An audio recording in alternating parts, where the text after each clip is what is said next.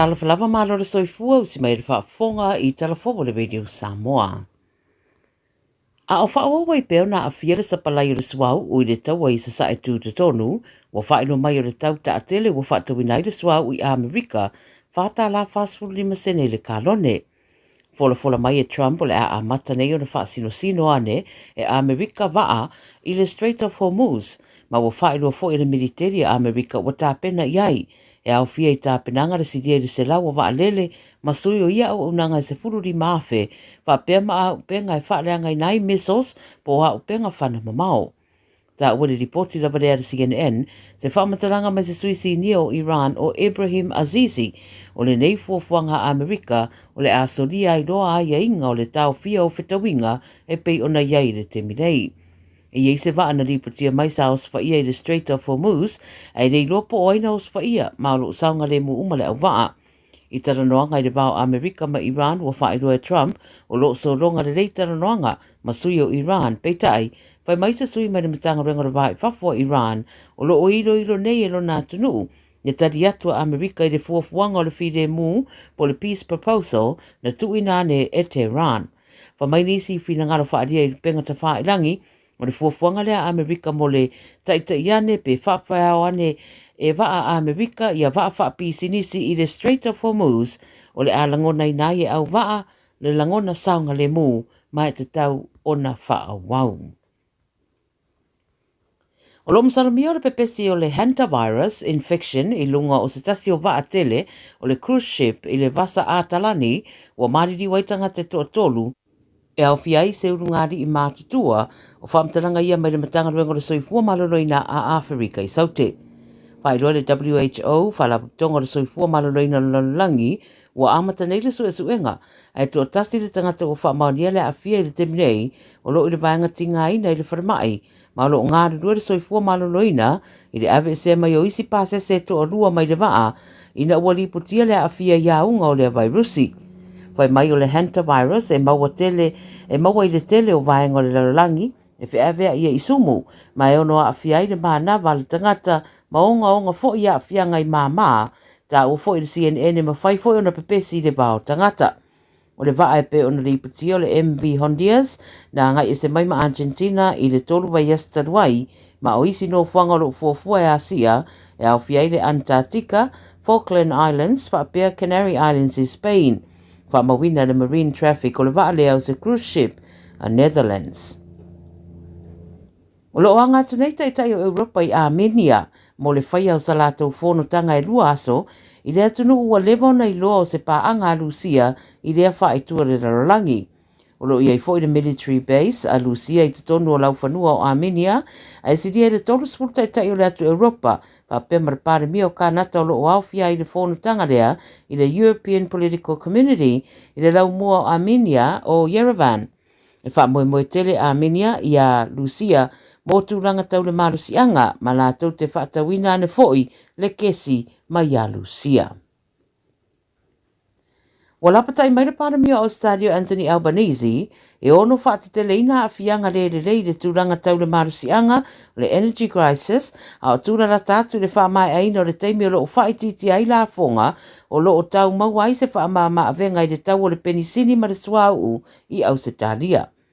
O li patia le 9 News o whaamatalanga Albanese, I le matau pule nei mai a whaero ai, e leo no au fia ai mai le tala whaatau o le tupe le vai asafou, le iai ma le ai o se whaapoponga o le umi, e mawai le whaamama avenga I le tau o le penisini ma le suau, o no le whaititinga o le lafonga po le excise ia au nanga. Whai mai leri I paramia, e leo mautu lava le tūlanga o le aiai le atunu ui le matau pule nei, mana te iloa fōi o lo malmalama iei tangata o na o le tūlanga o le taua. Mo le teminei e le vāle 2.2 sene le rita o lo mawhaina whaasau ina mai e le au whaita avale I le tutongi le penisini talu o na whaititia le tupe tutongi le fuel excise cost. Ma le taru muni mai le atu kuki, e to o 2.5 tangata mo le atu nuu wa a fia I se whainga tau whaasese I le Facebook, wha o ngā ile AI, ma isi whainga whaateko na losi, wa mauma waitu pe sidia I le se fulu o no afe. o lea whainga tau whaavalea I runga o penga ta whaelangi e whaingoa o le Advanced Fee Fraud. Na maua I su e ngā le Cook Islands Financial Intelligence Unit, ngā le rue whaatasei ma le Bankers Association ma leo o le tukuki. Whai mai Radio New Zealand e to o lua nisi o lo o mata I tuwina, whetau wa ina le mata upre nei o lo o whai e su e ngā. Wa maonia la usu e se fulu ono afe mo na tupu na mawane mai tupe na te wina I la tau na afia I whainga tau whaasa se ia I se account I se whare tupe I le atunu na whaari diu I le cryptocurrency ma lafo e se easy account I whafuane o le atunu. O lea whainga tau whaavarea e au fia I whaasaralaunga le Facebook e fola mai ei tupe te tele maua I Inivesi ma nono ngā tupe whaapea mea alofa tau le community a e fiu e tatali e le ai se tupe e toe fuiane. O tala ia le Radio Samoa ma le amatanga fo le nei mai yaso, manui au Faiva o whenga ia. Radio Samoa. Taslima iwa tolu. Amo.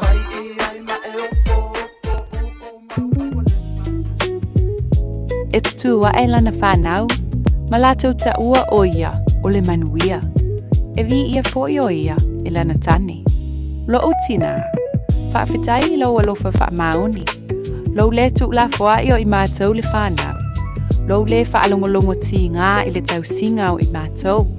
O fua I o lau alofa, ua mātou sele ina ma le manuia. Ua lata mai le asa whaapitoa a tina, o lau avanole nei e te awa alofa I a mama. I se tusi. O le tau wanga a le Radio Samoa mo le Mother's Day o le neitau sanga. O le Dear Mama. Faisa tusi I a mama. Po e mai lau video I lunga o le TikTok. O le page o le Radio Samoa ua mai a tāpena I le pese whaunga. Po e mai lau video. A o e whaitauina lau tusi. Tu uai maniata o mama I lau background. O le atapunia le tau wanga I le asofito me I le se funu o le tai au. O na whaatino lea o le sei I le afa le se fulu lua I le asofito lava o me. Moni si whamtalanga. Rili mai I le tatau officer. Lua ono lua, tasi 5 I vatolu. Lua ono lua, tasi 5 I vatolu. Pe whaonga mai le messenger a le Radio Samoa. Ia manuia tele le asau tina. Mai le pūlenga ma le awhainga duenga a le Radio Samoa. O mana mie o e pose isi lo a inga se fisoso ani tau fe malanga inga moni usila. Imata au po e peo le vaita mai no whanau po ngaluenga. A whaia lau tali o le ioi, wala au loa Ken Ferniho o le Fern Immigration Services e iailana lai sene, ma o silia ma le se funu 5 tau sanga hola na tau tua.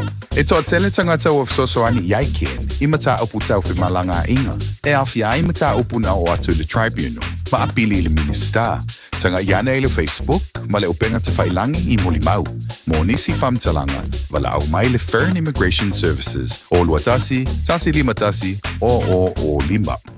O le porokala me o le Gagaifo Faiva malei a taua savea I lunga o le Radio Samoa. Ua mawhai o na awi nātu ona o le fesosori mai o le Pacific Specialist Healthcare. Ma le tongafitia o le ngase o le fatu. Ma le ngase o le kanesa I whale ma I lua I Nandi Masuva. I le atunu o fiti. Asiasiane I le upenga te whailangi. Pacific Specialist Healthcare. psh.com.fj. Radio Samoa. Taslima iwa tolu. Amo.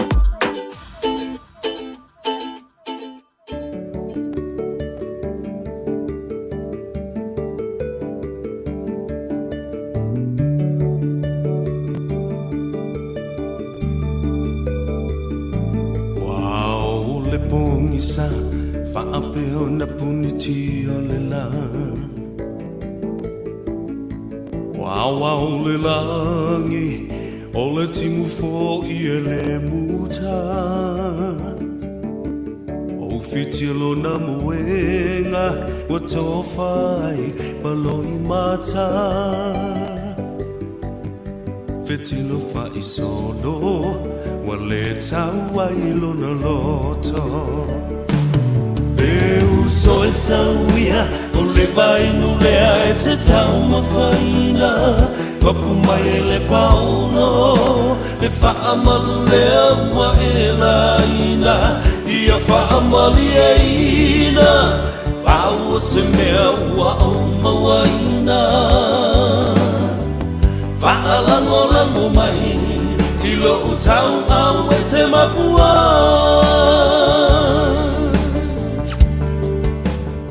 Ia, talofa lava le pa ia mawalunga o le whaafonga tāpua ia mese foi o le sila mai moa. Samoa le atunu pele i le amatanga foi o le nei. Vai aso i le asunga fua le nei, a sofa o le masina le nei o me. Lua fe luas fulma leono, le masina e whaitau iai ia le atunu. Ona olona amatanga. Ia male whai unga foi o le nei vai aso. Tātou tūlau ele ai i le whaamna tuina o le sao tina. Ia, ma le tāu o tina i tutonu o tātou a inga. Mother's Day all over the world, just around the corner. A malola soifua manuia i ate, oe, ia whapea foi le langi matafi, ai mai se foi. O lau sila mai moa mai tafa e fia o le lalolangi. A malola ngā lurue, malo foi le tau atai. Malo le whaatotoa i tiute mautou Faiva alo filima. Wa amtalia fo i le nei vai aso, ina wanga ngā e le la i le tai ao, ala usu Samoa ma ala seu. Ia, ne aso fau a whaapopo i lou tau soifua. Ia, ma se ola fo i male malo si o le au na nei. I ai le lofa ma le anga le lei o le tua.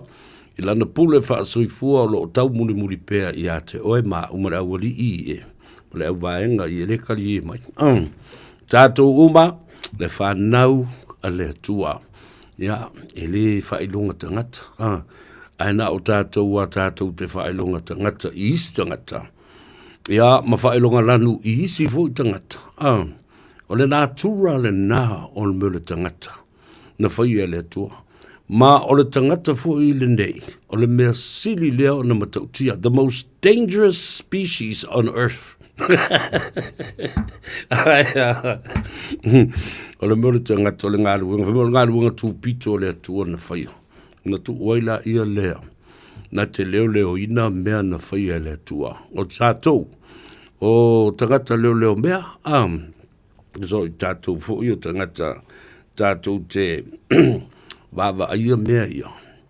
Ma isi mea ola. Ia, ma so se mea lava.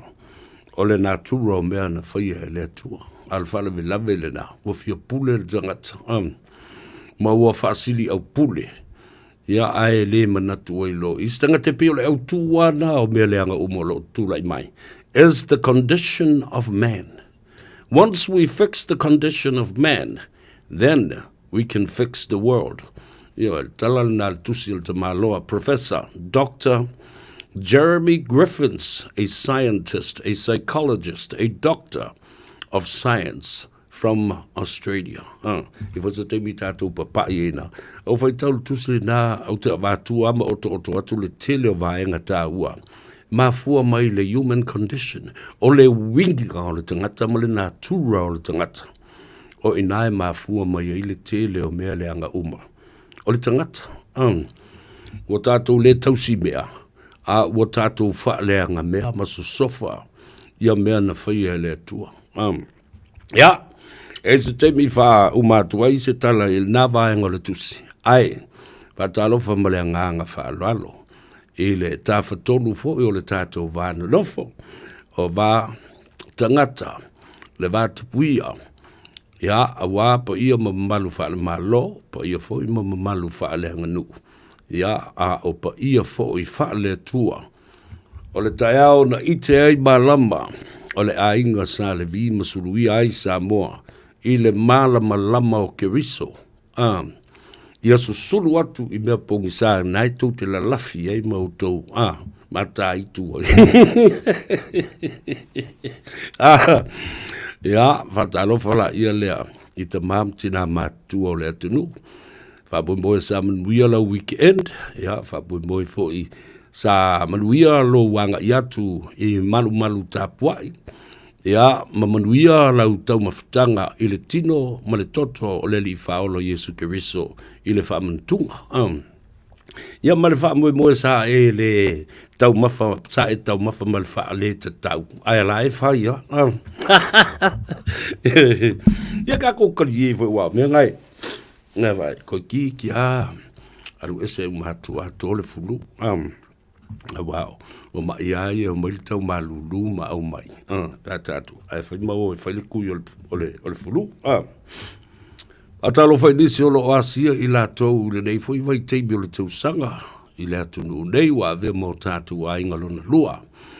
Aotearoa, pa malo fo i ftelenga se o manu i lana fo i au nanga ma le tau tua le nei aso i ale fo uto e nofo mai. Se i o matulituli i ma popo ma no fai. Ia a o whaafonga fo i ale atunu. Ia, ele ngata i lea, mo moli atu ia whaamaisenga, whaamawhanwhananga fo i. Pa ia mawalunga o le tatu o tunu o whaalapu tonga o mawhtanga e kalesia nu o mawhioanga. I la tau wa siasi mai ai le tua e ala i lana wala au pa ia. I le maliu mo le oti, le usui o le fodo mo le tuua o le malo. Ia le o se loto o le ata o se vea. Po o se tofa, po o se fina ngalo i le nai tu o le ainga. Po o ni whala puputonga foi. O le fina ngalo whaito tasi o le tua. O lona le nā Faiva pa ia whaito tasi. O ia na te au maia. O ia foi na te toe whafo i atu le tangata i le mamalu ma le pa ia o lona awhio anga. Ia, e leise se tūma te iai. O ia, na te whai le pula, toli le moto, ia ma whata whea pulu i le vai. Ia, asua suatu vai malu i puenga, ma whanwhananga, ia ma wha mai senga. Ia, po whea lava le tafo le lalulangi. O lo o asiasi e tuai le tua, ia, malana wala au pa ia, ma ufitia ai fo i le au pongi sa. Ma tō wha malulu atu. Ia, ma watu fo i, wha ma whanwhananga i lau tau pa ia ma walunga. Whatalofa i lo tātou o tunu pele i Samoa mo na te tai. Whaale malo, te tai whaale anganga, te tai fo i whaale atunu ui pūlenga mamalu o li i mwhai pule. O whale tua matausi, o le au waluma o tane, ma le au waluma o tinasi, i o lava le tinifu, ia, ma le whanau lalo vawa Samoa. Ia, po o whea fo le tafa o le atunu, ma le lalulangi. O lo o whafonga mai ai.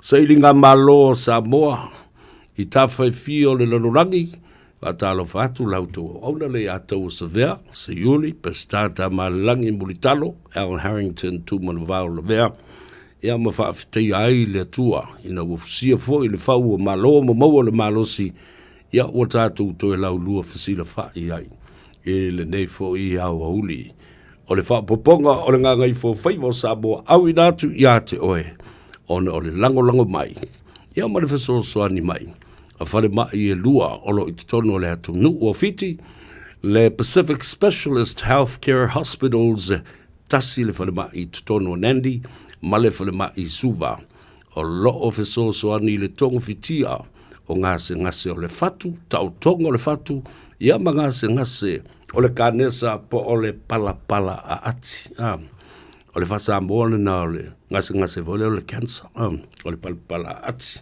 pe o feu wai mai o feta wai ia musele o le tino ia o mo le sele lanu pa e mo le sele lanu mumu wa ai le sele fe miti ia ina matupu ai male ngase le na o le cancer wa after ia tu ai nisi o tamali o alo foi matama fa o Samoa o lo iai tonu o pulenga fa mai nei e pe ona iai ia le li o Pavish Kumam Sanchit ia fa pe fo I le fionga ia atoa mo fo I upolu tai akui ia fa pe fo I le tua fine alua I pou o malo Christine Finau le ataua ia le na ona o mai le fatalofa ele pa ia lasi o le atunu o le au ngā lulue o le a lava le Faiva ua totofi ai ia ma ua vea fo I matiu te tau ave I lea aso mo le aso o te tonu o tātou ainga ngā luenga whaloto I whale I le vai o te mam tina mātutua whapea fo I le whanau I le io I le aonga ia ai maise o ngā luenga ale malo o ngā luenga o pisinisi tu maoti tele lava o tātou ainga e whai lava o whatino a lātou lava pisinisi o whale einga o whale sui whale ngau si mea a atu le wha malo ma le whaafitai I ngā luenga le lei o lo whea ngai ma o tau ia ma o lo o mauai bea o ranga e tau tua ai I le whafonga tau bafo le atunu pēr wheo se whale einga Ia, la ei fo ini la ei matango fie pe a whai o se whale sui. Ia o isi fo ia o lo whai ala tau whatoanga. O pisinisi tu maoti, whale whai ngā luenga, whale ngā o si mea, o ngā luenga le malo i o lātou ofisa. Ia, o whai a onga o fo mai ia whapea fo ile au whai a wala. Ia, o li i matamai tai malu o le malo, ia le au fui mu. Vai aso atoa na se iba vai atu nei talo, whala wale au fui mu, ma le lātou solo te i whai i mangala. May help us save your lives. Ina i lātou science fōlele, ma fua mai a, whale tonu fōle ta mau a inga. O le atunu nei, ia ma ua whapena, ona le mautonu ai, i le pa utele o totongi o le au fui mu. Ia e vai fola i sisi o le au fui mu na ile. Ile au wala. Fa e lau pu pe a vai o le ate ma vai atu o tutu mai ma lato billboards for lele. Famai. Peep your horn if you want to support us. Talo fai. Ia to tele alu matama whanau o le atunu o lim tu bai tai. Ia o lo o ngā lulu e ai matautu ai i lea fo i matanga luenga. Ia ma whape nā fo i matanga luenga leo le au fai au wala. Tasi ale nā vaenga ese lo talo fai ai. Lātou o lo lātou whātuno ina le whaale leo au wala, ma lea mangala. Ia, tinga ona fai maila sign fo lea. Reduce your speed to 30 or 25 kilometers per hour. La vua vai atu e o laina atua ina ia cones vo lea lanu moli ina ia whaalu le mula o tāwale. Mai renga lava ka kōkung ue pā a kere a miosoli. Ki nganga wawa ia ku o la e pisi le awala le me. Ai, o la ai le aku ai le whase fulu 5 kilomita le itu la. Mole, mata i tuina le saunga le mua nai nā, usoma tamama i la tolo ngā lue la tele. Ali malo le malo ma whai a onga, le au ave pasi, ma le au ave loli, au ave taxi, o le au insinia. Ia le au ave upa, ma le au ave kuria. Ia, vatu le wha malo ma le wha aftai. I ngā ruenga le leie pe ona outou ngā pāti ai, ia, ma wha pēna ai, ona tautua ina le lau tele o le atunu. O ina tātou whaale tontonu le teimile nei ona o le tulanga o le sapalai, o le tarsini, le pensini, ma le tiso. Ia tontonu lava, o le lava le tātou supply. E no wawe atu le matalonga ma tau whai a seu manu. Masa o lo le lei tātou mo lesi i New Zealand nei lava la tau. Lo lei tātou mo lesi sfulu lua i le sfulu ma le 5 masina. Ona o le wha le tonu. Panga, wale i loa e le Palestino Amerika po le hala na mea lai whai.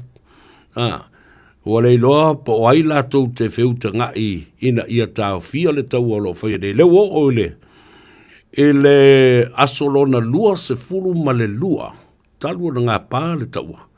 Ia, ma le malienga le sa e ono sfulu loa aso. Wa te tau loa i le Constitution po o le vaenga o le tulafono tu mau ma le tulafono whawai Amerika. Wa te tau o na wind down le upu, wa te tau o na whaato toa ma whawhile mu lo le tau ama waai ia se whengainga e o sia e tau o le ceasefire. A la whana vela, so le a tau tau fi atul mea e whelele i fofo ilo kekia. A vo le isa la elu ia ma pomu oi o le panona ma Palestina. Ko inga leo natania nuali kele a se piko. E o mai la le temine nei. O lo tapunia pea le ala va piapi le na o the Strait of Hormuz.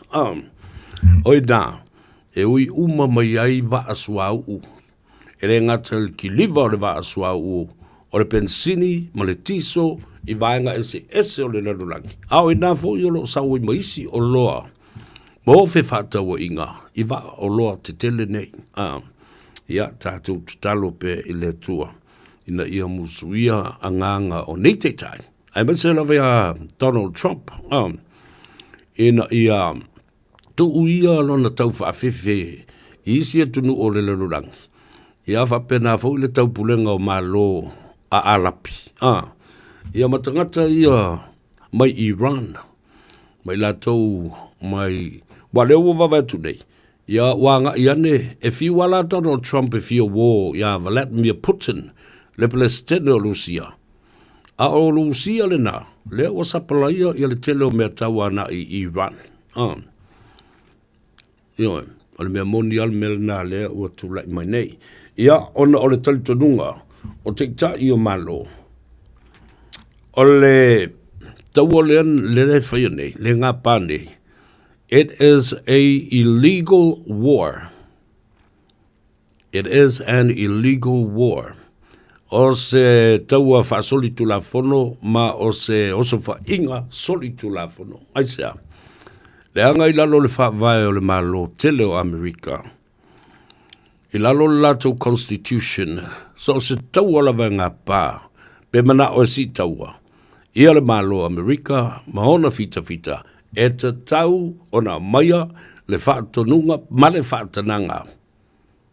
Mai i le konkalesi.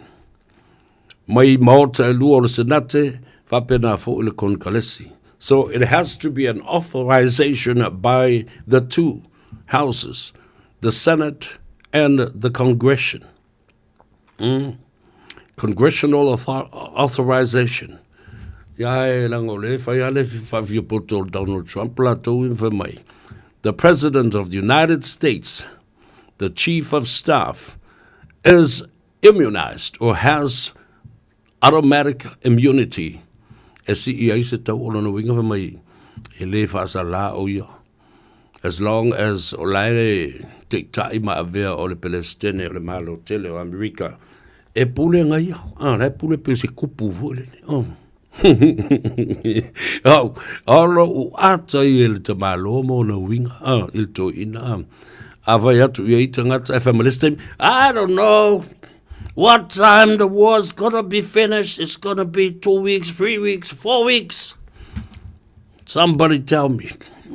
Ole makua ma lie la volto ina. Ia mantua ele o te mau e pe ua valus fulmon tupu vo i tau sango Donald Trump la tau ia. Wa mata ona faifo ifo vo i le enga.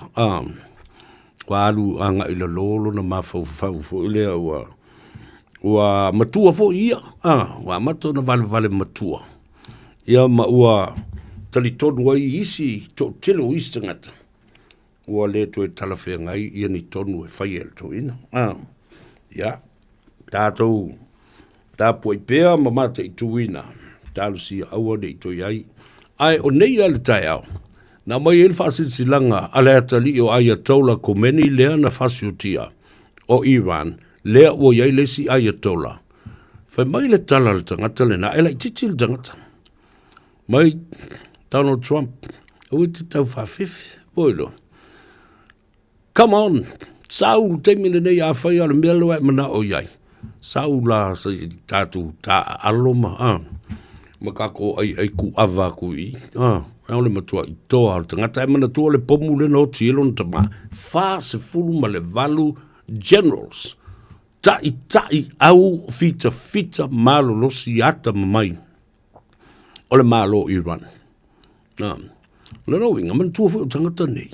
Et lai o ele tula fono vo le mose ile vai taimi o le aingo Israel o le mata o le nifo o le tae o le mata le tae o le si mata vatu e foi fa fonga mai ele tunu ne lai fa pe Donald Trump nei a pala ai ia Iran fa mai le tala Iran man tu le tala al to ina matu le o fasiotia nei le assassinated Ayatollah Khomeini, Ali, to the last man standing. Ai asa ilonga toi tasi ala Iran ma tau tia lai toi ili tu lea ele na welele o le tangata ale na e tau ina le tau. Yeah, more on that later on. Pane i ol mele no o vatu o le vai asu no se ima vai atu nei. Le fa utoa mai a tatu telefou I vai whanua. Ona o le tusi le na mai ele whalapu patonga le IMF po le International Monetary Fund. I le lalolangi. O le whalapu patonga o tupe whavao malo ese mai le World Bank po o le whale tupe o le lalolangi. Whai mai e le whale tupe le nā. O le tala e tau na whai ma se tu o lalo e tau na whai I le Central Bank a Samoa. Po le whale tupe tu to tonu lea o Samoa. E ui ona o lo o iai I a whainga whaavai na muli tai mai ai le amatanga.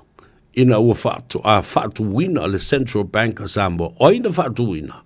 O le malo Samoa. O ai lae ona I atu la fono na whaatu oi le whale tupe lea o Samoa. Tu to tonu. O le malo Samoa. A leo silsilatu ia le IMF. O le tele lava o whai unga e whaia ele pulenga a le Central Bank a Samoa. Po le whale tupe tu tono a Samoa. E whai uma lava ele kovana. Kovana whaununu iai mea uma. Tei whono I mea uma. Tei whono fo I le komiti wha fo I lātou te hilo ina ni whai unga e whaia o le kovana. O lono winga, tau titi a wha I le 5 komiti, masoa komiti o le whono lea. O tei whono ai ia le kovana o le whaletupe. O lono winga la. E taipe o le mea fole le whaafolinga mai. E o oe o le tamafusu po o le tamalakapi e te taalo e to e laufali to e whai e oe le whai unga le tāfua pe na ova le polo pe na alu I whafolo polo pe le ai tu sala mena lea watu lai mai nei le tusi lea ale vaenga leo le IMF ina ia tu ina tu se tu o lalo I le whale tupe tu tonu o Samoa. Ina ia awaine I a afia ini whai unga wha polo kiki. So the IMF letter to the Central Bank and to the government of Samoa and the cabinet of Samoa is to revisit and to relook at the foundation and the constitution of the Central Bank of Samoa to make sure there are checks and balances in the constitution and also to make sure it will not be politicized.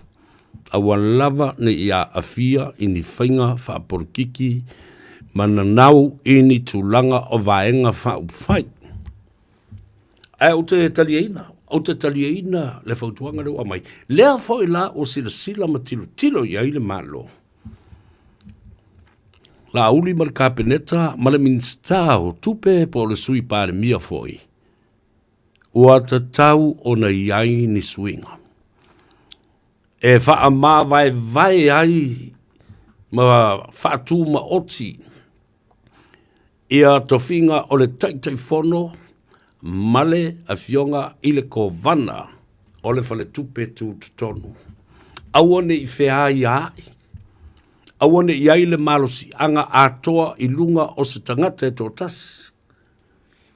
So in other words, there should be a separation of powers between the chairman and the governor of the central bank and other subcommittees.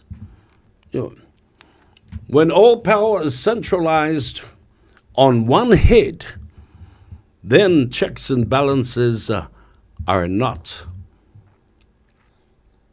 being checked at all.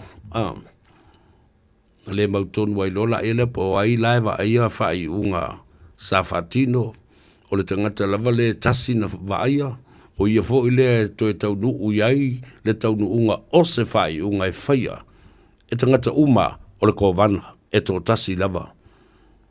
E le to iei nisi te whono. E le to iei nisi te whono o soa komiti. Ia po i la tō fo i o se vaenga o le tino, o le whanetupe tūtonu, la tō te whaia su enga i se mata upu pe a whai wa nginga malau manu i ai se whainga whaasoli tū la whono. E to e oa i ni mo le te whono. So therefore, I do agree with the government and the cabinet of Samoa, the Prime Minister and the Minister of Finance, to revisit and change the conventions, the protocols, and also the constitution in which the central bank was founded. Mani benai tatu te anga iai. Ia wa oisi mea nare te whanonga tuangi nei fo iai. Ia wala mun ia mai lei tu ngai ma whape mai ai i la tō manisi fo o whai pule o le lai tu vai. Wa mai, wa tau ma whai ia le kabineta o la uli ma le minsta o tupe po le sui bāna mia foi. Ina ia toi liu, ia ma toi whatino, nisi tu la whono e li po iai ia le whatupe tu tono o Samoa, ona ua mana nao, e tuli ia le ko vana o le whatupe. I reki mea whape ngā o ta ua mai e la uli, o lo ta mai fo e le minsta o tupe, o whainga le lei, o pūlenga ale malo le lei, transparency, accountability, and the separation of powers to maintain checks and balances within the central bank management. Na?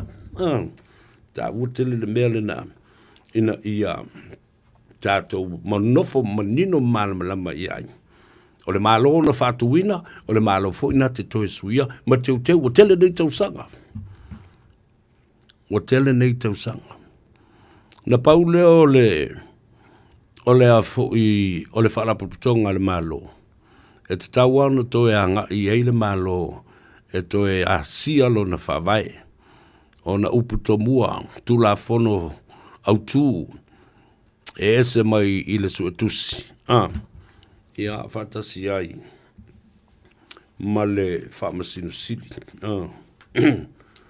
Ia, ta ua nā o nā mea, mō le no fasila fia fo i le tātou o tenu. A matai i le tātou. Ngā ngai fo Faiva, manisi o mata upu sā. Lo te o mai le lava yasu, se i o mai fo i le vai aso le nei. O fai tau lava fo i ma le totoa i le lipotia mai o le mata upu i le tofa i le vai malai le uso i asiata fale malu pio vauliko. O le tauta iae i ama le lātou fo i tārusanga e winga. O le lātou tangi whaasanga i le porokalame le ngari i le o sai ato le afoa e ama whatu maile ngolo matu mea maile litia mai o Sydney, Australia. Le lau tele o mai loa po o toi tau nu ule ngari i le nai i Samoa. Ia awa i le whamsinonga le nei. Le ua tu i la sosfulma le wha. E whaila mai ai ia se tālu sanga mai i le lo ia le ngari i lea. Ia ona wha to asu e su e lo leo le mata upu i le aso lua sfulu le masina le nei. Ai, o se tasi o vaenga ua o mai tau wina. Langa sa mata le no masi ate le vaso na se ima vai atu nei. Ina ua mata u whilo i mo le fionga le li pane mia. Na ta ua ai e le tau whai le vai malai. Lona nganga moni lava. E le manao e whaau wau, e le sunga ia mangele, le one sua, tamaita ilo ia o lo ngalue e whai masui, o le ofisa o le lo ia sili. Ia ma o lo tūfo i mō leo leo. O lo o ia manatuai, e te tau le whase tuangalu ia tamaita ilo ia leone. Sa o mātala no lava lea ma whasoa ma le tau whae i le vai malai a siata. Mai whape mai a siata, na tasi la whilo inga. Nā o le la whesota inga i le emailing. Ia pe tasi e le messenger.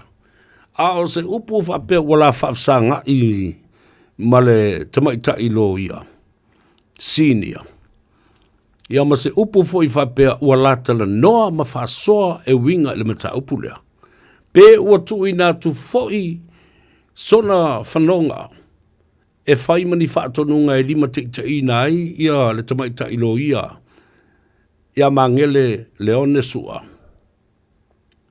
e leai ma se taimi faapena ua lalaulua fesilafaʻi ai pe o se Zoom po o se talanoaga i le telefoni le alava pe o le talanoa foʻi i le tino physically met up and speak with her e se mea faapena mai e le o alu foʻi manofo le tamaitaʻi lo ia ma telefoni mai asiata o oe o lau client o la me te mana o e fai le mea lea te mana o e whaauau ia morianga i lautangi pe e te mana o whase tuangalo ma ato i whafo nei morianga tu sala o le mea leo te talanoa tuai e pe ona maua i le sunga ya siata. A lawyer and client privilege relationship in terms of communication. Dele iau se whilo inga. Mai le ulo foi la e asiata. A o a ni whinaunga whale tula whono o tā pena e lana loia. What are the legal arguments prepared or that she's engaged in before the actual case is called and mentioned again in court? So, remela na leo te fatui ya ui a siata. Ya, o laua ia te taulena. E mawhai ai on e fsilingia. Ia peto i whai a fosisi au application i le fionga te mai tai whamasino. E te mana o sui lau loia, o le o iai lau whaatua tuanga ma lau tali tununga. I lau loia. Langa leo tu la i lau loia. Ma tatalo o i le sunga ia papali i Rosella. E fia manatu e whaase tuangaru o ia mai le mataupu asiata. Langa e iai o na sotanga vāvala lata i o i le pati whai o le HRPP. Ia le whalau sao noa le fionga te maita i whamasino. O oi. E te tau na e malmalamba o oe o le te maitai lo ia si nia o lona e ngalue i mata upu o le tula fono ma finaunga whapenei o le tula fono. O lona winga foila o oe e te whaalango i le whaatonunga e au mai i lau client asiata. E lima tai nai lau finaunga a o lea le me te tau na whai. Ia lea laua te taloloa siata. Whaatiu talaloa le mafutanga. Alu tangata la tō su ele meo lai. A siata to e sa ili san loia. Whase tuangalu ia. A leo whai mai le talale. Ale fionga te mai tai whamsino. Te le lola po utalia ina le fionga te mai tai whamsino. A lena sao noa i le sunga le pari i Rosella. E leo se me taulo na e whase tuangalu. E tauon e fina wina le mata upule nei mai lava le amatanga se i o ilona o ngā tutonu se i o ilona taunu unga ma le whai unga le mata upule nei. Yeah, to me, it's kind of unfair on the other hand as well. Why would you continue and insisting on having a lawyer to represent somebody that is now wanting to withdraw her service from being her legal representative in this court matter? Ia te au lau i o le mai maunga le teimi. A ua finangalo iai le vai malai. Ua te tau na sui sana lo ia. Ia le mea na e tau na ave ia. Ia le tūlanga o mafua anga. Ia atu usisi mafua anga o le mea sa. If we don't have a line of communication, ma se tātala noanga, ma se tātā penanga, e sauni uni ai mo le tālo ina o le mata upulea. O le rawinga la, e tau no ule loia, e le marama ia ta, ule o nei, ia asiata leo nei le matau. Tau no fo ia asiata. Pe fai se mori maui o, pe fai atu i nei. E le marama fo i le loia. A o le a le tō whai le vai malai. O a ni fi naunga wha le tula fono, e ta tau ona mo mori mai. E leo se mele lei. E leo se mele lei.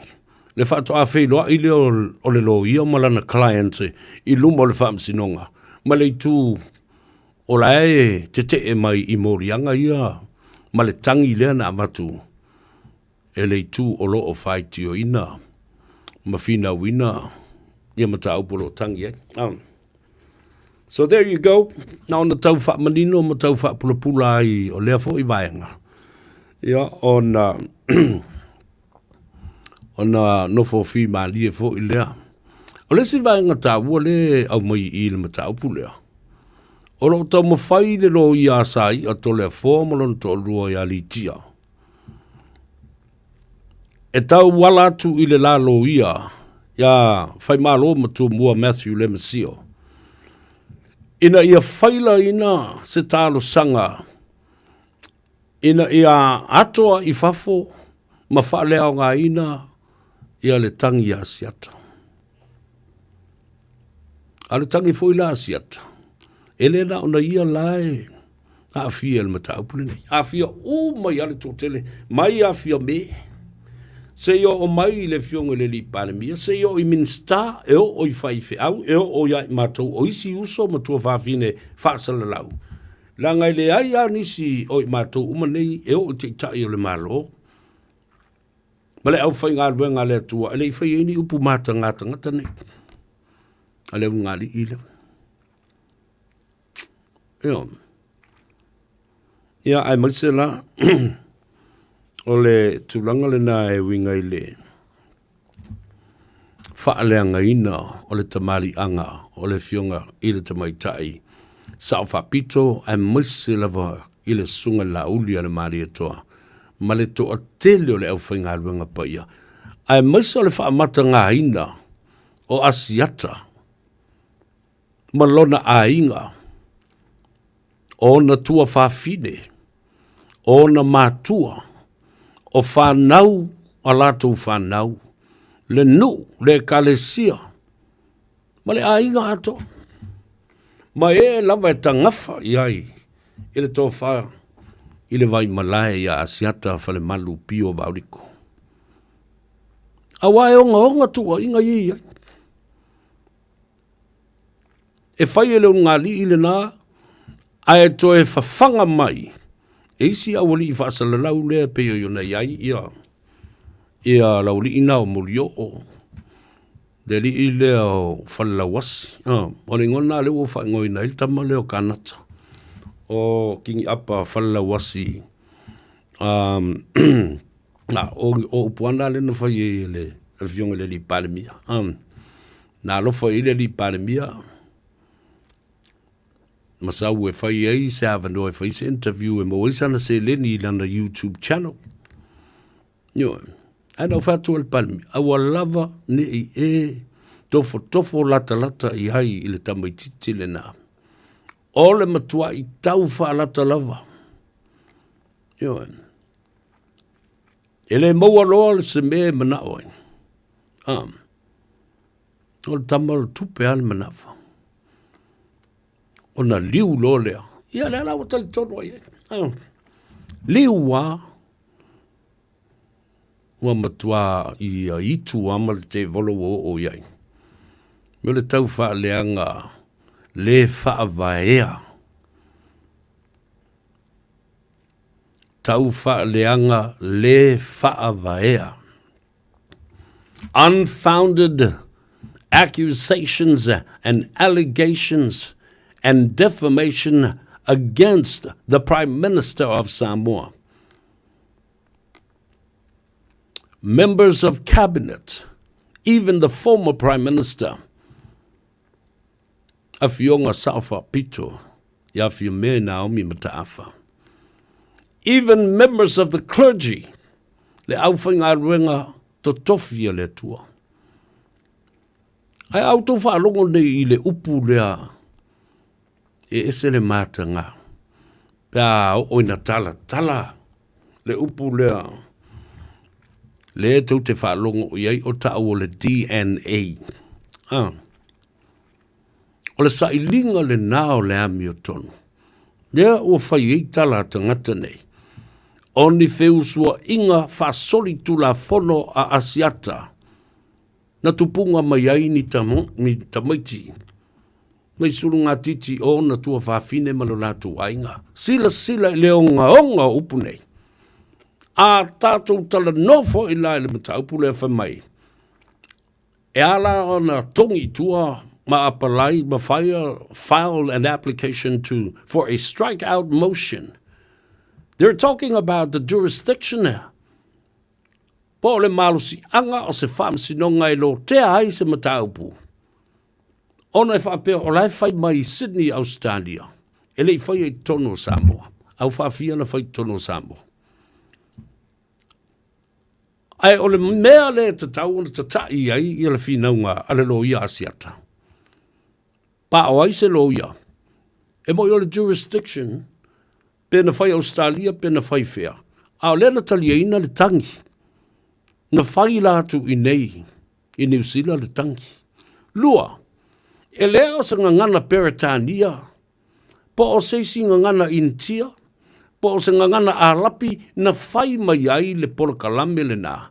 Ma wha leo ai le ngangana Samoa. It was the Samoan language. It was catered for a Samoan target audience. Sa whai le ngangana Samoa. Ina ia I loa e tangata Samoa. O ai tangata I e whata tau I ai tua inga le whawaya. A le ungari ida. So there you go. It's a matter for consideration. If we're talking about the jurisdiction of where this case should be trialed at. The usage of the Samoan language and the target audience, it was for Samoan target market audience. Nei whai mun palangi. E whalea ngai ni palangi. E le whi ni tala Samoa e whalea ngai ni palangi. E whai le ngangana Samoa, whalea ngai tangata Samoa mo lātou tamari eng. E o lava. I tai o le tunu uma tai o e kalesio. Tai o le malo. Yo e wha mawangi la ia lea I le vaenga nare ua wātua nei. Wha mai o le pūlenga mal malo si anga le whamsinonga tau ena whai u. Ia mai leise me au mai e fu I Samoa. Nanga le polo kalamela na whai mai o. Ele I whai a mai le ngana Intia, po le ngana Peretania, po le ngana Saina, po le Korea, po Japani. The language of Samoa was used. Aisea. E fua mo tangata Samoa, ia whaalo longo tangata Samoa, ia whaaleanga ai. I luma o tangata Samoa, tamari ango tangata nei. Yeah, it makes sense. And law is common sense.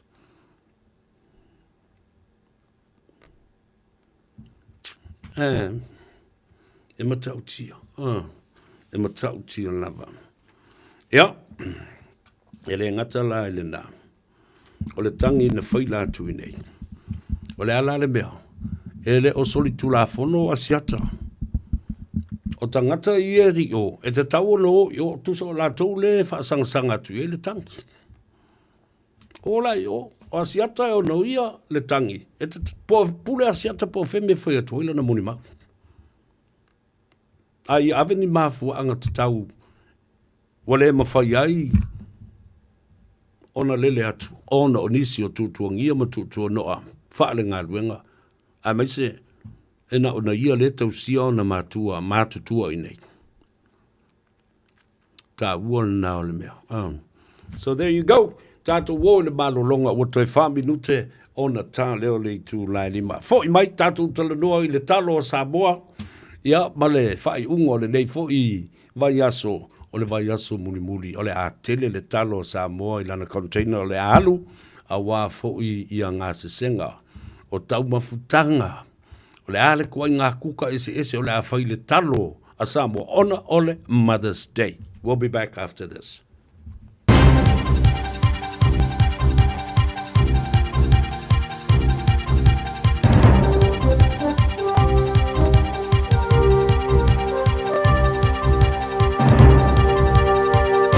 In this update, Kiwi Rail's been slapped with a $375,000 fine over inter-islander ferry Aratiri running aground nearly 2 years ago.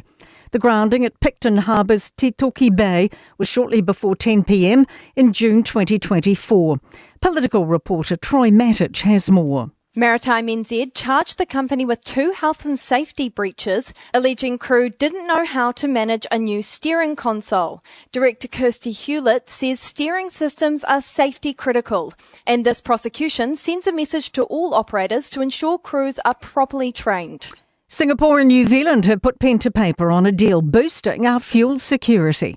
The Prime Minister is in Singapore with other top ministers, witnessing the signing of an agreement under which Singapore provides us with refined fuel in return for food exports. It'll keep essential trade flowing through crises and trade disruption. It's a part of a broader comprehensive strategic partnership between the two nations. Chris Luxon says this is a good time for us to come together. It is reassuring for me and for all New Zealanders that we're taking very practical steps to strengthen the resilience of both of our countries by keeping open essential links. Financial Markets Authority Chair Craig Stobo has resigned after a review found he voiced too many political views while in an apolitical public sector role. A third case of measles has been confirmed in Wellington. It's linked to an earlier case at a new town deli. Scientists believe they've confirmed the existence of a more extreme type of ADHD. A study published in JAMA Psychiatry analysed more than 1,000 children and adolescents, revealing another possible subtype tied to emotional dysregulation. The Washington Post reports researchers found inattentive, hyperactive and impulsive forms of ADHD and a combined type with extensive disruptions to emotion and control areas of the brain. That's news. In sport, another high-profile player is leaving Super Rugby's Hurricanes. They've confirmed in-form flanker Devon Flanders is heading to Japan. And the Crusaders will have to face the Blues in another crunch derby without Will Jordan. The All Blacks fullback has missed the side's last 4 games with a calf injury. The Cleveland Cavaliers have stormed home to clinch the final spot in the second round of the NBA playoffs. The Cavaliers have won Game 7 of their Eastern Conference series against the Toronto Raptors 114-102 to book a series against Detroit. That is the latest in sport. I'm Raylene Ramsey. Tasilima i watolu amo. Radio Samoa.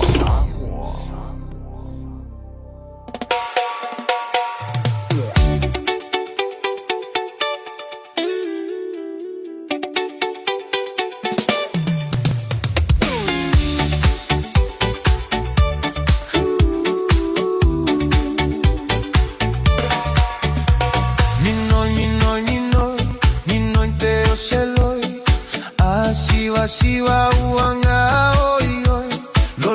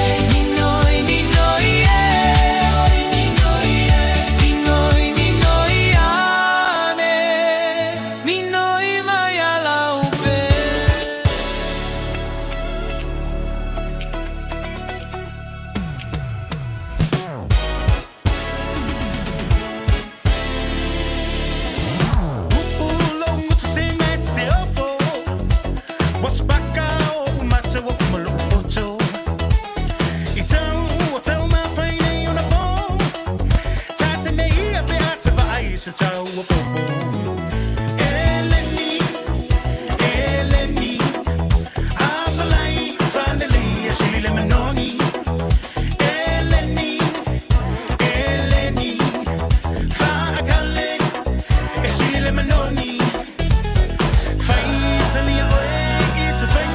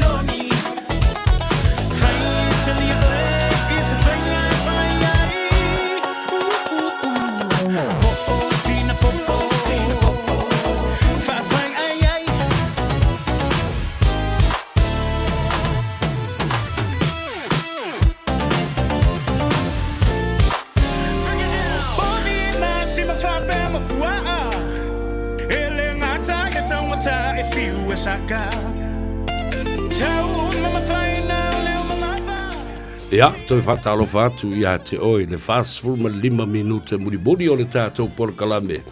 Le ia tau o savea, ia whapea fōi le tō whai a se umanu.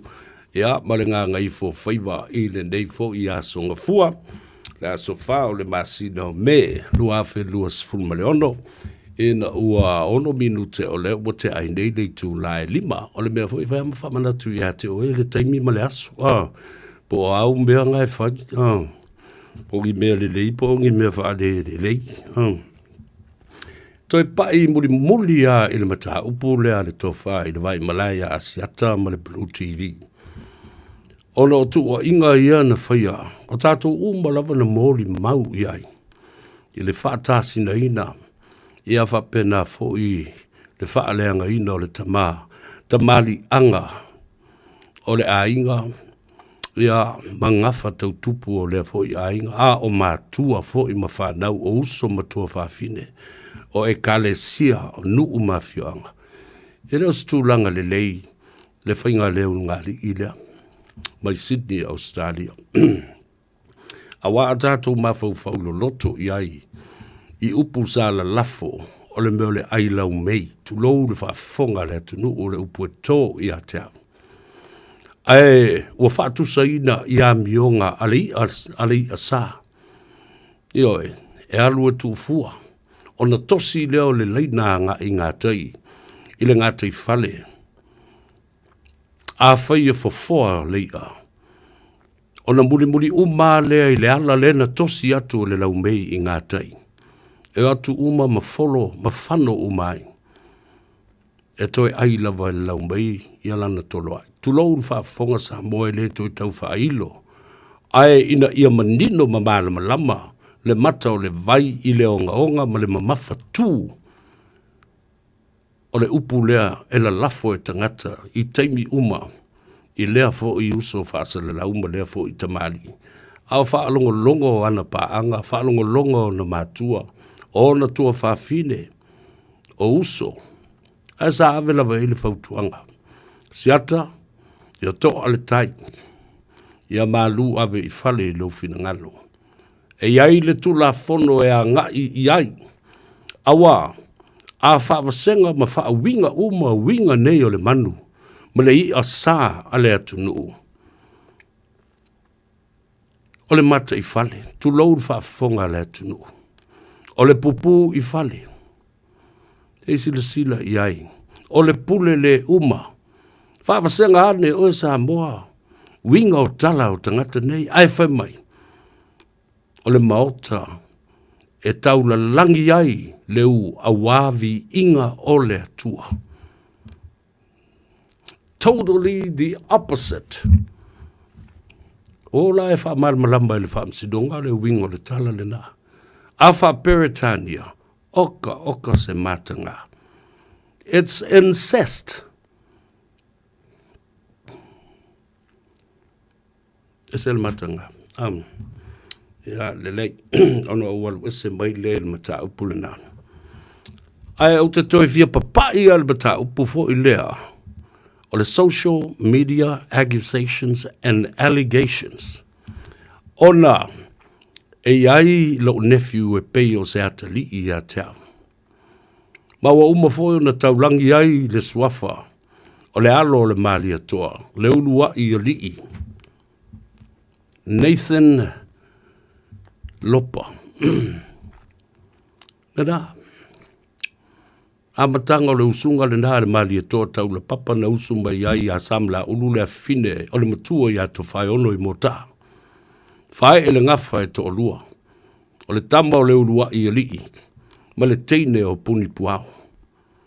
No foi leo le ulua I a lii I mota.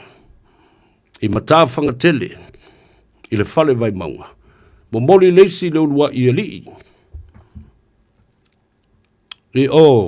I solo. Malona pale whiangai o le puni pua. A leo au whanongolongo atu nei. E ai le tangata e whaila na fake page. Ua whaingo ina o fui maono tala le leik. O le tangata lea. Wa lewa tele o na whai mailana sauninga I hatau. Ai au te le amana I au te le ano fo I ai. Wai tasi a la whai tau atu. E le anga le whai ai. E whaavale valea. Nā te le loa. Whaavasenga. Upu tau I le malo. Tula fono. Ma upu whai o malo. Tasi a la wai. O le tangata e la lango I o le HRPP. Maana mea mata ngā e whai mai. I a te a. A o lea la. Wa o bawa ai atu nei. Wa whao ngā mai le tō wha ia fiu. Fiu leo lo o Samoa. Wha whonga li mai fiu le tala no ato lo uso matua ia te oi. O leo e tua iai. Ia lo nephew lea. E pei lava o se atali ia te au. O se tama e silio na wha alo alo. Ilo na ankol malana ngā luenga. Ai mai se ai o le tausinga o le mātou a inga ma le vānu nofo. E le ngata I tono le nuu o le tu malo. O Nathan. Ia, o le alo le ulua I ali I Samuelu. O le alo lea whaasino I le kaisa, sa tausia le kaisa. Ma sa iei tono le mauta fono I lona whaavai mai. O se ali I whaipule ma o se minista fo I o le kapeneta I le tele o tausanga umawai. O whai langi le wholaunga. Le fionga le au nei e ale mali a toa tau le papa. Asi le urua I ali a le kana I to tonu a mo taa. A le la ua whai mai nei. Ia mantua le lei o le swafa le urua I ali o le matua o le nao le a inga sa asi tonu ma tawhanga tele ma mo taa ma le whale vai maunga. O le sunga a le urua I ali Nathan Lopa. O se ali I talavou e tele ona tofinga I to tonu o le ekalesia e whakasa a o te tai ai I le sunga le whawhengainga I le to ina malo lo manu malo ia nove vaila au I inai pori rua. I le lewa atu nei I le tausanga na se ima vai atu nei. Sa mamalanga atu ai ma fonga mua o le vai munga. Namu lau ulu whale a whanga. Pūpua li Hawaii la vea. Ma te whaia le tu ua o le malo. Ma le usuia o le fono. A le tamamatua. A le li o le ulua I li Nathan Lopa. Asi le ulua I li. O le teitai foi lea e whai masiri anga o le tupulanga tala vou I por rua le whakasa. O la ua mo le uso pese ia weino. O la ua lea. O fetu pupula ia e tu I matangi olo e whai mawhate ta inga le lei. I tupulanga lalo vawa o tama mateine. O sui fo ia o le kalesia e masani o na usfono e oi na tala vautele. Ai o la tofinga. I to tonu o le kalesia e whakasa. I pōri rua e a laiona usu whono ia me I tausanga uma. I mālua. A lea lau au mai nei e fiu. Whapea I ana suenga. Le tamolo ele. Whapea ai o Nathan. O ia le o lo I tua o le fake page lea. A fui maono tala le. Lea la lau whai atu nei la ia te o e fiu. Ma le whaafonga tāpua I mai a le atu no. E whapea whea o na whai e Nathan. Se fake page whapea o fui maono tala le lei. E whaasanga mai ai I lona uncle. Ia le a tau sa whea. E whapea whea o na whai le mea le na. Nea na leo no whai atu. Tu le mea le tau whaleanga. Tu le mea le whai nea pongi sae le baal malama I au tau su enga mautou mena e whai. Ale o whai atu fo I lo uatali I polo o nephew. To ale tai. Leo o manino mamala malama. I su enga se ala wali ia wa tuwa I mai ai I ate oe. Mau te whamangalo tu fo I ate oe. Lea te li. Ia maasu watu vai malu I puenga. Ai ase taimi se manuna e tangola ia le tā mai ia se pese a waino ma Nathan ma I lātou nā. Oi nā o le pine whamaula nā.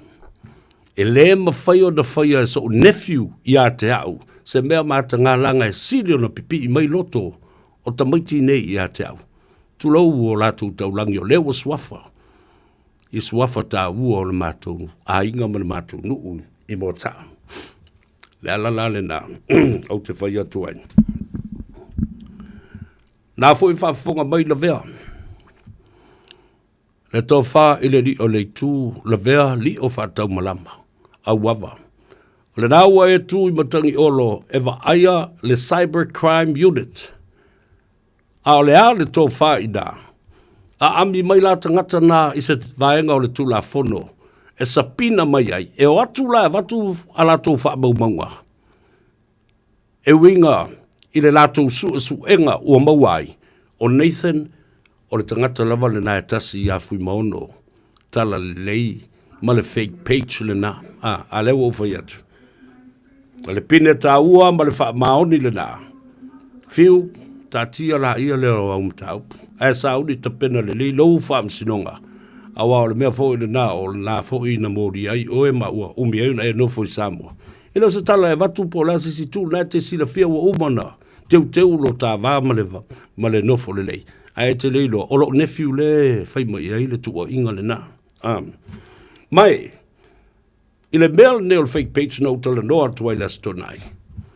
Ua le toi mai maua le taimi o seisi e oa e su e a o ai o whai e tali. Tu oi pēr le tangata e whai le nei ma le nā. E le mawhai e I tātou. Ona na nofo I lunga le upenga ta whai langi. Fitu aso le vai aso. Luas fulu wha I tu lao le aso. Le maasina atoa. E tau mawhai ai ina ia fo ia. Ma tau wha tonu le ngangana le atunu. O e ua matua o se oli lo lato pongi sa tele. Ape au tau e le maua. Wala no tau wo. E whai bea na o fake pages. Ona e matua hate. Ioi. Pala ai. Le aini fatu. E o mai e luma o lato folinga. Tala noa mai I mata upu ia tala noa tuai. Ioi. Ma wha andi sa o mai o tau folinga. Le la na. Ele mai mo ele tala noa mele. Fake page la tau ia. Ma o fua tau sa ili. Po ai nei tangata o ai nei pua. Ioi. Tu lau wha fonga le tunu. Nena I loa. Faceless ghost. Cowards. They can't face people face to face. Yo, I'm trying my mom one time.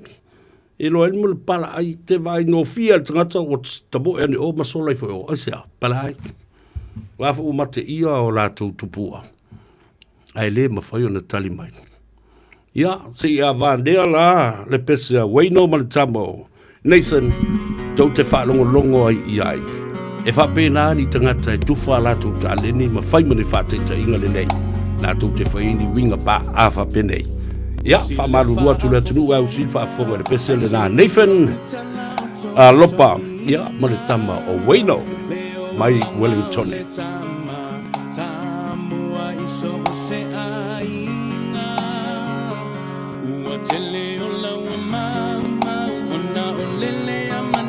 ia ina Tio na si ule o taule Langona ufitia I whaao sosonga Fofola anelo fala Tala tala o ngā whau whaunga E mala mala mai Ala uma mole savalinga O ala mani whainga tape Taia fo I o ele matangi Maua alo wha atua tua Alu e male wha amaoni Tama Samoa Mai e tato Mo wha atasilo ta pau pau Ole fola wai le whai ato atasi Awa ole atua lava le tau tai Alo la ia I o Faiva tu fili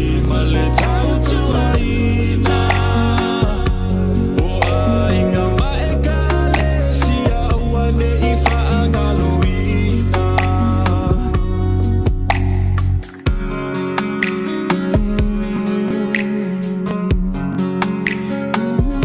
So le no fo ilunga Sauni mai e tau le taua Taua wha ale ma whau whau Le tino ma le wha ale anganga O e o se usomoni Mana tua o e I taimi uma E ui ina wā I vasa e wheiloa I italo sanga Ia e mana tua Lau tu savali ma le tau tala E whaali ai o inga tau sa awhia mata atata Sulu lo titi pale lo ulu ma e sa asa O e ole Samoa E te tiu ai le Pasifika Tama Samoa mai e tato Mo whaata silo ta pau pau Ole fola ngai le whai ato atasi Awa ole atua lava le tau tai Alola ia I o Faiva to fili ma le tau tuaina O ainga mai kale si aua ne I whaangaloina Usai alama Tama Samoa O mai e tato O whaata silo ta pau pau Ole fola una E to atasi Ole atua le tau tai Alola ia I o Faiva to fili ma le tau tuaina O ainga mai kale si aua ne I whaangaloina Ia le na o to fa fogala ia I le pese le da awali I uso lawi loa I le musika Wayno and Nathan Lopa la e pepese mai le ta ua tele o le ekalesia o le whaakewisiano o le tū maleanga I whanua o le ngangana whasoa whaaloalo o Samoa le tū pulanga o le manuia malumana I le nao Samoa whawhela na whai se tabai titi whapena ua matai matau ave le suafo le ainga ma whapena fo ona yaila na tō whale lei na ia mulmuri ta ia ma whai ma whateita inga le lei I tūpulanga lalo vawa le atunu umale kalesia me tisi ile matanga aluenga I porurua ia le na no fola ia mafofau ia I tala nawa watu wa ile aso le nei ma ia toa hai fi malie le anganga o le atalii le ngata ia Wayno whapena lava maise lava oe ia le atalii pele ia le ulua ia li Nathan asi ale kana Lopa ta uala ia le na ma o tatou fo I o tangata matutua ua masani le social media o le mafu anga lea lai o na tupu le pisa o le lei o ni research le lei money analysis le lei e o e whai mai ai o fu e tau sa ili po o i e whai mai le ngasu o le lea mea o le fake page, ma lea fake page, ma lea fake page. Io, o le mai maunga i o le taimi. Ono o la ia lea wao malu mai manongi o mea o la pisi. Io, I lunga le upenga ta whailangi. Picking rubbish out of the social media and make it become something important or an important topic or issue, which is not at all. Nea nai tā ua i le mawhau le lei. Au maini mea anoa. Ai ole au taea mai i le meo le lau me tori le savili ma le meo le mea manongi i le au wala. Au ane mai maua ai i le taimi. Ai, le mata apu leo te tau tilo atu lava i ai. E winga i le mata upu i le tu malo ai ia po le o le oti ma le maliu ai o le te maitai o papali i sia figal i te tonu o le fale pui pui mai le e vava ai atu ai e fōringa mai na whaia lava le statement a le te maitai la tau ia o papali ma tau tino ai i leo leo whamtalanga la lea le sau nei, le written statement. Le written statement la le nana whaia mua. I leo leo, ma tau tino ai, ia le tūlanga o lona a fianga i le whao o le oti. Mani manua na mafuai na maliu le tamaitai professor, ia sina vaiana Caroline Gabbard. Mana tua la le melea. Na whaatino le statement lea, le mori mautus tu sia lea, ale ta maitai o sia figau, po le sunga le papali tele. A o le io o mai ia le ta maitai lo ia nasa iuni sa polu.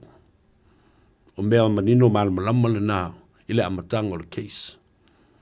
O na taatia ese lea, ua nao se statement na whaia e papali i leo leo. Ma tau ai atoa, lona a fianga, lona winga, e peia o se, mea fōlele o se confession, tau sa o lava iai. Ai ina ua ngai mai loa le fionga, ile tamaita i lo ia. Tusala, o le lava o tau tino, le a fianga o papali i lana moli mautus tu sia le na. Ai ina ua iai loa ia ngase, ma wa aia ngase o le tamaitai, tu stala ia papali i sia figau. A ngai mai loa iai ma le tamaitai lo ia, le tō fine, paanga tō tino ia te au. Loa tau sanga o mafuta, ma whapena fo i ona, whetu wha i le tula fono, ma le fionga ia unasa uni sapolo. Le mea lana tula i mai. Ina ua i loa ua mairili poti al fō mai. O lo ta ua i lea a fia o le mafau o sia fi gaul. I ngase o le mafau. A medical report citing mental illness of papali i sia fi gaul. Nā lai e loa o na tūlai iuni sapolu. Ina ia tafi e sea le mōrianga, ma le tautonga lea na whai, ua tau tino ai, o le whasi o ti tangata wha moe ina. A le whinaunga la na whai muli nei e iuni sapolu.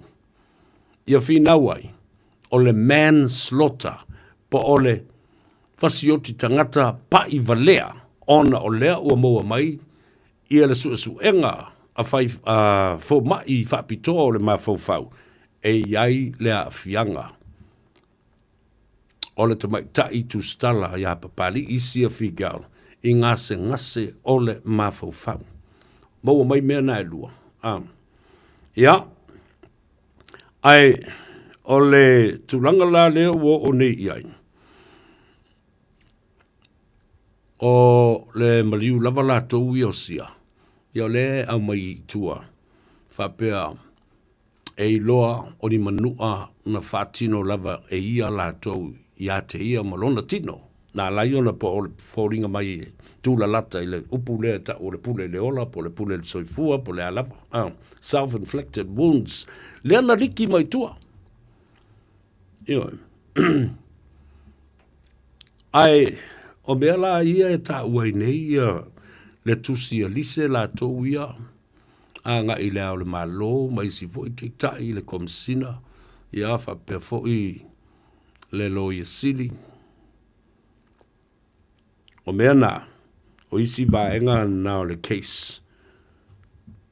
E le io o iai le suasu enga mo le lumanai. Ai, o le a iai se tātou lo iai le asua taia. O le a whamatalaina le ese senga. O le mea leo le au mai o le statement a sia. Po o papali i sia whigaula. E wha o ngā o se moli maua leo whaasanga ia lise. A o le ta ua mai, e wha pia o se affidavit, o lona winga, o se moli mau, tustusia na wha tauto ina. A sworn in statement becomes an affidavit. O te loa tusa lei le whaamtalaina e se lo ia, o le mea na, ia mala u whaamtalaina leo a watu fōi. Ina ia tatai ei ia whinanga lo le atunu. A le si whanawalawa le mata upu lea. O le sū le nei, o le sū a leo whaasanga ia lise. Malana tusi, ia mamata upu o loo tau ai whapea, o loo implicated ai. Revinga lupu na o loo a fia matau ai le ingo le fionga le sa whapito.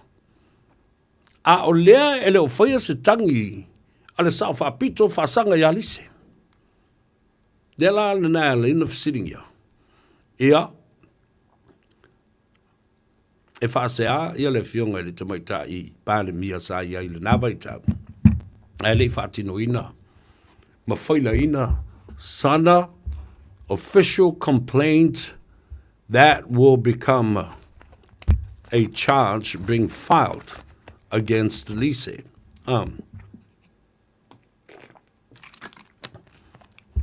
Leilas complainer a le fionga le sawhapito. A o lea wa apo matau ave e le matanga luenga o leo. So lea la le mea stand i le mea lea pēr tūlai mai nei. I le whaunga ina o le statement lea le mai tai. O lo tau sao i lava e papali i. She committed the murder. Until Unasa Unisapolu arrived at this point and considered the mental illness report, psychological report,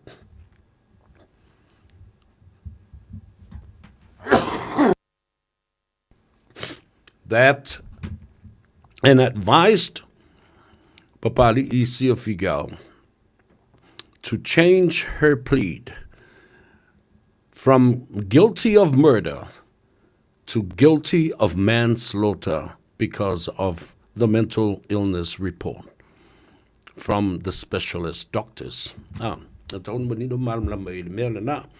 Le suinga o le guilty plea i le fasio tangata wha moina. I le guilty plea o le fasio tangata pa i valea. Ona o le lipoti whaapitoa mai fō mai o le mafau fau. Lea na wha maunia.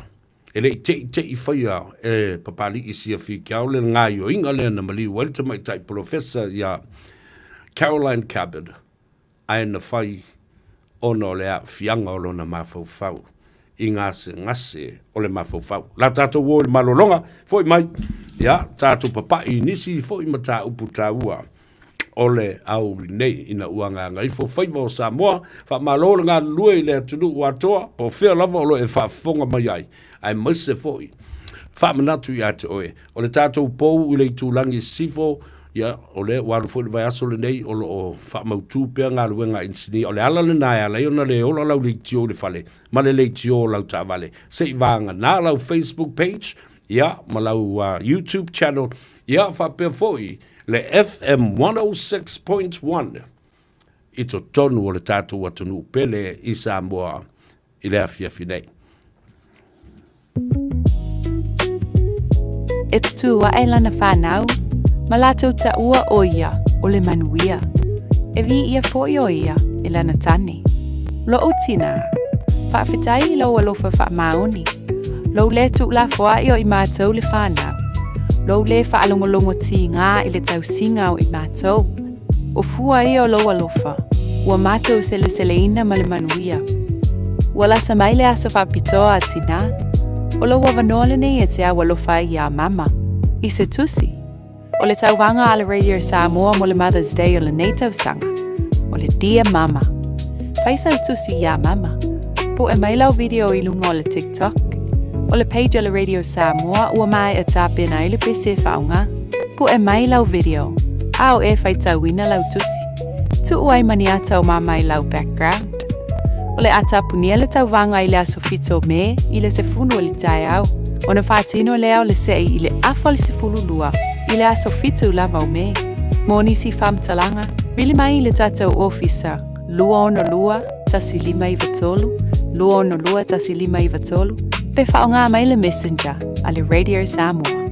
Ia manuia tele le aso sautina. Mai le pūlenga, ma le awhainga duenga a le Radio Samoa.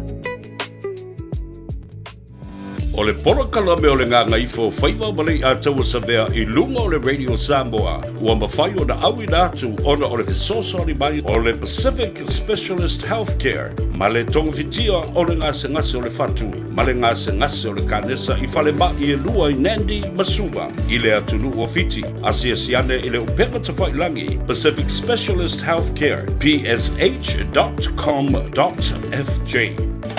O le kawashoa o lau kamufani inisiwa e tautua mo oe ma e pele ya te oe.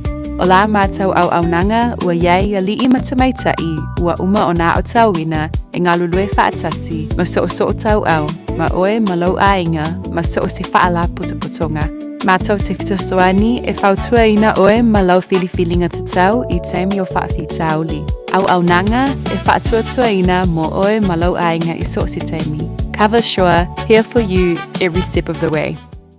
Ua mawhai o na aura tula polo kalame le leimo o ia so taitasi o na o le langolango malosi le whale maliu a se alo le atunuu o ese tātupu Funeral Directors i Manukau City. O kalame leimo o e talo whalaka. Amata ni tau sanga e lua o lua tō. O whaaleanga ina le atunuu o Aotearoa New Zealand i lo ngā mai matangi i male a whao kapiri ele. O le mautonu ma te mea tangata umala. Ona o le tele nau. O mea te tino o tangata o whaanga ina o lau whanua au wala. O mali liu fo'i i a tangata. O sa ili, ma fasili pea ma sa ili se tali, pe aisia ma sa ili se fōr pa fita uli. Whaatalo no sui o le malo, ma tangata popoto i whaalawalawe whaanatura. O tusi lima fo'i. Solo tangata o tua ia is tangata ia ma whaalapatonga ma company. Ai o le tani lea a yopo, soma lua wha iwe fitu ma le pala. Ia e fasili manu mai wha, la tau te awa o mai ia te oi. Ma manu whelelei, la tau te wha ilo mai ia te oi. Tau tala i ele, e a o mai ia te oi. E whaamatala mai fo ia ia o le sami ia te oe. Mai tau le pupo ngā o yopo na le ai se poto le lalolangi na mawhai o na maua le tali e mapu i ai ti ngā o yopo. Whailo mai e yopo, a o tātou whisili pēr aisea i o le global warming. A whemai o le iloa e manu mai wha, o manu where lei o i o le samu. Le mafu anga o whaalawe whaanatu. Na whai e le tua le lorolangi, ma mea o iai. Na sila atu fo i le tua, ua matua ato toa malelei, ma fia iai. Ai pangalea, ua whaalea ngaina e tangata le lalolangi. O le watangi maui, le lalolangi, le lauele ele, Ona ua le tausia le lei e ona tangata. Ia e le lei, ona tātou teu mawhai le lei a tātou la pisi, ia ma teu ma alofa I lau whanua na whaia le tua mo tātou. Wa manatua e le lei mo. O le ese tatu pu funeral directors o se fale maliu Samoa o le tali foilea o taimi whaingata o na o le malanga al maliu maleonti. E mawhaifoi o na latu awina atu ma awina mai tino maliu o e pele mai so o se atu nuo lanolangi. Wala auno le ese tatu pu funeral directors I le lua no lua toru fitu o o. Lua no lua toru fitu o o. Pea fiuane ele se fulu malebalu Norman Spencer Drive in Manuka City.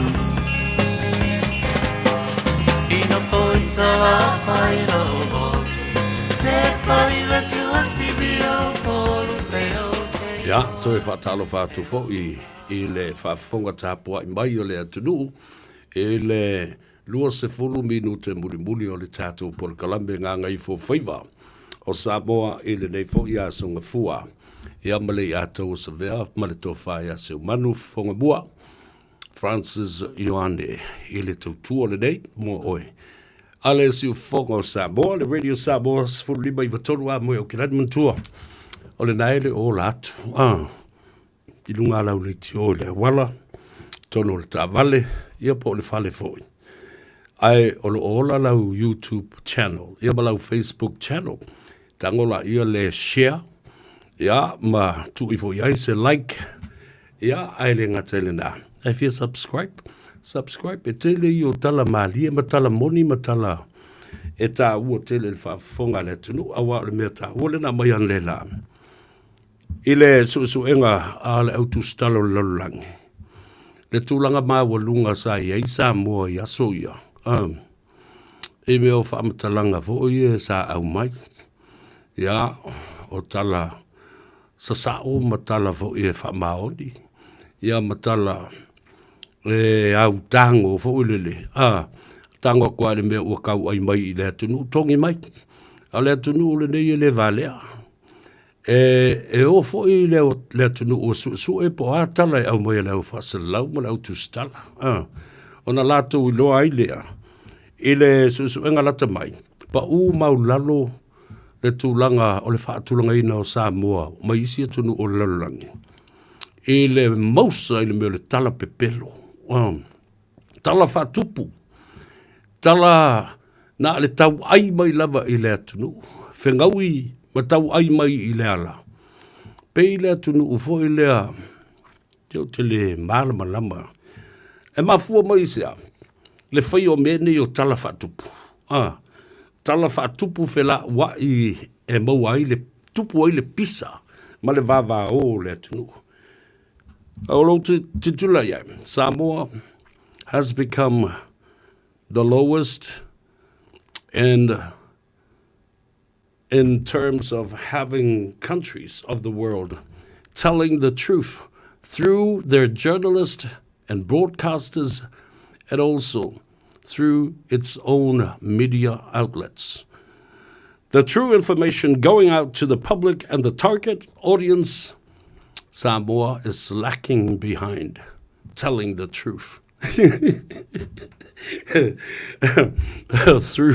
through its media. Ia. Nā lai whatoi, a vea I tātou oni tangata whaasala lau, whaamaoni. Ma le tauina ole mea moni. Ai aua tātou te tau muli muli. E mea whai mai ei tangata I ma mai tātou te oe mo moli le sa vali pepelo I le atunu. Leo o whai atu. O tau nai whai le belina. The propaganda media that is used from the other side. You are useful idiots. Yo, me na ta o me vale a nga. Yo mo boli ia fe au pongi sa. Ma le lefa maoni. Ona olea. Ta uma fai e fa mariina. Langona o tangata ua fia maua le pawa ma le malusi. Anga a wale te mawhai. Fa ngā no le pepelo batala fa tupu. Yo e pe al bele fa mai nei. Fia ai le atunu. Tauga tale soifuanga. Leo ke la kuso usamu. Oka. Le matautia o le mau o le atunu I le tele o le tau mafa. Whai o le ngata I fale, a o le tua sivi ma tua vao I maumanga, ma whaato anga mati nae a le atunu. A silsila I le polkalame le na sawa na fi o le ngata I fale. Ma le maketi o I ai Samoa. Oka o kai ta fi le matautia. O lofa sa le atua I a Samoa. Mai o le mea fwoi la le la watu la I mai nei le teimi le nei. E le tau o leo lo fai, ma o le ma fai I tātou, o na iei se tau fiofi mai.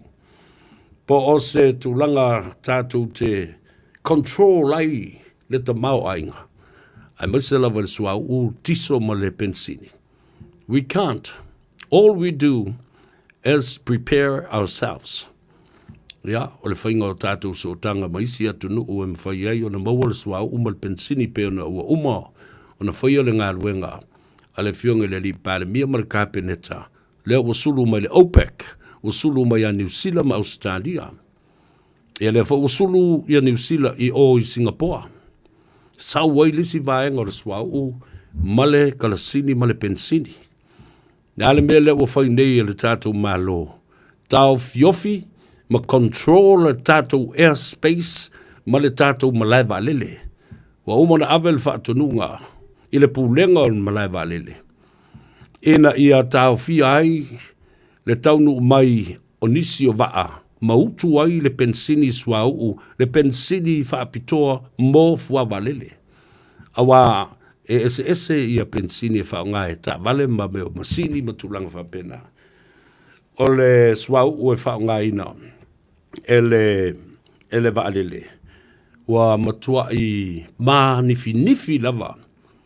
Langa wa uma ona vai mama, matoe vai mama, matoe vai mama. Ina ia mawhai ai. Ona whaonga i afi o valele. So these special jet fuels have been asked by the government, the planes and all the jets that will land at Faleolo Airport and our other domestic airports to make sure that these are limited and are in controlled so that we still have jet fuel. Ma tasi fole na vaenga ua taunga tai ia paseseo o valele ona o le swau u whaapitoa ma le pensini i whaapitoa ia eutuai ia valele. Ia ai mase foi o le tūlanga pangatia o le tele o tausanga sa whaalango lango ai le tātou o tunuu i o loa e au maia mai fafu.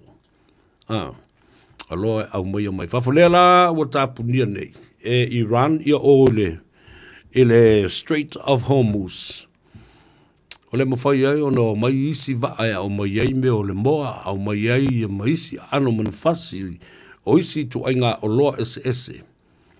Ia a mea na o lena pepese atu ai nei le whainga malo lua felus fulma tasi wai le sui ale mea le na e o mai le lua felus fulma lima alu tangata i e tuto na ia na mea tuto le ele va ai ifo na ia umoa e fafanga va ifo na ia upua e fafanga ia whapea na fo ila whaasawina o manu papalangi e peo na iai ia povi ma mea whapea na ia o mea lava e tau na whai. O mea e te tau na whai. Le lau tula i mai ia whawhita auri o ngaonga whapenei. Ia ai ua tātou tele ina nau ma whalango lango i tau mawha ma o loa mai whafu. Le alale umi tātou te whaatalitali ei. Lale umi tātou te whaatalitali ei. Se ia te tala mai i o le Strait of Hormuz. Ma toi tau nuu mai ai ia isi tau mawha i le atunu. Mea na lai no pese atu watina e ai tu malo ma fono whawai a ngā i e matua. Tase da me e tau ona whai. A inga te tele o lato whanua o le so o whatas. Whai se mali inga e whai ai se commercial farming and a contract between 3 or 4 families that have huge land to be able to be controlled and using machines, mechanism, e mawhai ai o na sua, mawhatoa ele te tele na. Kasi se laf pua ale ngu a koa o kokai. Ia mawhanua, nai tutu whatasi, e lau te tele mawhai ai o na whaia tātou commercial farming. Ia ma awai lava le i tātou pa uwatu le tūlanga o le pangatia ma le onge o le atunuu. I le ai o ni tau mawha. Lai tele le tau mawha le teimi le nei. A tātou tala nofo i lai le tau mawha le teimi le nei. O le aso tō na i asau nei. Ai mōmua lavo na watu le wha malo ma le nganga whaftai le tātou tunu. Whaftai le lofa i a Samoa. Whaftai le loto atunu. Whaftai le loto Samoa. Whawhitai le alofa i le au whaifa ato anga ma le au ngosi o loa le tātou tunu i Samoa wale te mua le nei. Le tau te whawhonga mai ei o mā pepese atu ai. Ma le awhionga i a salama tua lauano, Robbie lauano. I le tulanga tāu o le taunu mai o le tātou ulua i container lea sau sa o lava mai le matanga luenga le SROS. Whapea nā fo i le MAF, the Ministry of Agriculture and Fishery, with the assistance of our dear Prime Minister. Lea wa leona sau sao i limo tama whanau o Samoa. Wale alu i whai tutoa in tia po saina. E tau te oa i e whaola, i a whale o lo, nā tangata ma whaale leo lo lātu ta mau a inga. Aia, mo sau sao I ao Samoa I au kilani nei. Ia, tātou lava pale mo on sa mai whaatau. Toe au si kuata o tātou container, lea o lo toi, ma o lea so, to na I asau nei. Lea ua, whai eile mā lienga, I le vā o le whono fau tua Samoa, Ia whapena fo le tātou container talo le nei mai Samoa.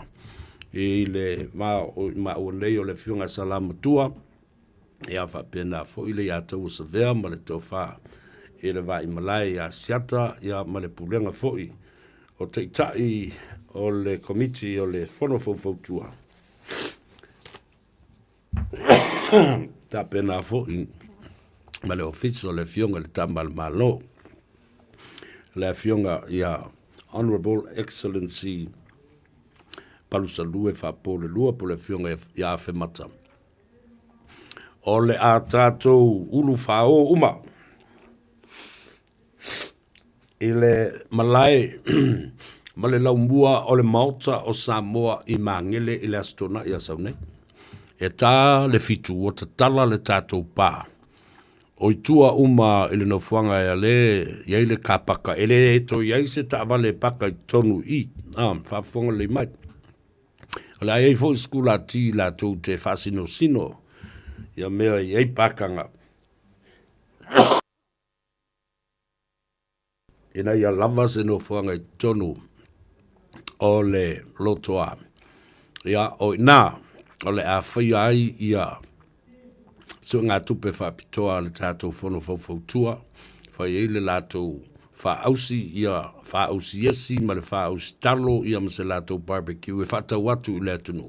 Se su esinga me whai eise tātou tau mawhutanga, o le tātou sisi ngā fua I le aso mua o uni, o le masina fau. O le a le o ia nisi I Samoa I le whamna tuina fo I le sisi ngā fua I Samoa ia. Ia ai o le a nonofo mai. Ia e la lango whaatasi. E pe o le ingo aipu o le ainga sātu pua. I le tātou whamoe le nā. Ia astona nei. Le whono fau tua. Ia ma le lātou fo isa linga se leni. Ia whapea fo I le tātou tangatalo. Ma le tātou container talo. O le a whaatau wina I to tonu o le lotoa. I le Mauta o Samoa I mangele. E nā wasi le fia umai le tunu ulu mea olo I heile mauta o Samoa. E tono o le taulanga whatau I mangele. Ia, wai sau talo, awa, ma o le vai aso muli fo le nei, e whatau wai le kuata muli olo, toi. Ia, manatua o le e alu whatasi lava ma le tātou aso mo tina o le atunu umalalangi ato. Mother's Day coming up this weekend, so make sure you buy some taro for your mom at Mauta Samoa. Le talo mai Samoa, ia o tau mai I lima o tangata Samoa, whailo sao I matau. Tawalunga atu ia le tātou Polokalambe le fiafinei le Gagaifo Faiva.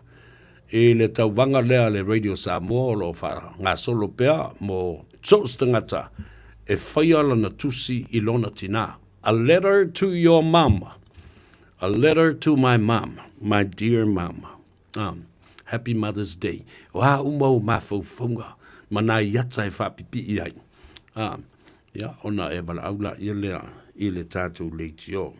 Le si ufonga Samoa, umana whaale watula I lea po le umale, o le oi wa lua ona lua tasi lima I watolu, lua ona lua tasi lima I watolu, ia pea lufo I lunga o le tata upenga ta whailangi, Radio Samoa at, on air at radiosamoa.co.nz, ia po le tata website, fo, o lau tusi le na, amu I o tau, o nala a whail tau tusi I lau tina, ia wa uia, ia, Nena uto whafonga mai nei, wana wha maa vai atu I le tina, I le lava yaso o tōna yatu, te le lo lapo oi le la utusi, pe ole a utusi,